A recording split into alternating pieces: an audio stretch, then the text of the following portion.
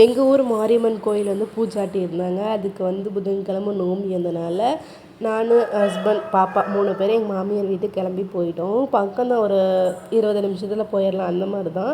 T shirt வந்து ஊரில் இருக்க பசங்கள்லாம் ஒன்றா அடிப்பாங்க. அதே மாதிரி பாப்பாவுக்கும் அடிச்சிருந்தாங்க. அதை போட்டு கொஞ்சம் இருந்துட்டு ஈவினிங் போல் வந்து அளவு குத்துவாங்க, தீச்சட்டி எடுப்பாங்க. அந்த மாதிரிலாம் இருக்கிறனால போய் வேடிக்கை பார்க்கலாம் அப்படின்னு சொல்லிட்டு பாப்பாவுக்கு ட்ரெஸ் மாற்றி விட்டு நோம்பிக்கு அந்த ட்ரெஸ் போட்டு விட்டுட்டு போயிருந்தோம். அவங்க அப்பா செம்ம ஆட்டம்.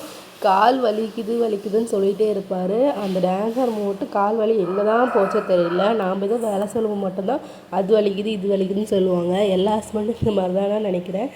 உங்கள் ஹஸ்பண்ட் இந்த மாதிரி தான் இருந்தால் கமெண்ட்டில் சொல்லுங்கள். அளவு குத்துறதெல்லாம் பார்க்கறதுக்கு அவ்வளோ நல்லா இருந்துச்சு. அளவு குத்துனோடையே நடந்து வரதே பெரிய விஷயம் அப்படின்னு நான் நினச்சும் போது அப்படியே டான்ஸ் ஆடினாங்க. பசங்க நல்லா உற்சாகப்படுத்தினாங்க வழி தெரியாமல் இருக்கிறதுக்கு. உற்சாகப்படுத்தினாங்களா அவங்க ஜாலியாக இருந்தாங்க தெரில. ஆனால் பார்க்குற எங்களுக்கு ரொம்பவுமே சூப்பராக இருந்துச்சு. அவ்வளோதான், இந்த வருஷம் நோம்பி முடிஞ்சிச்சு.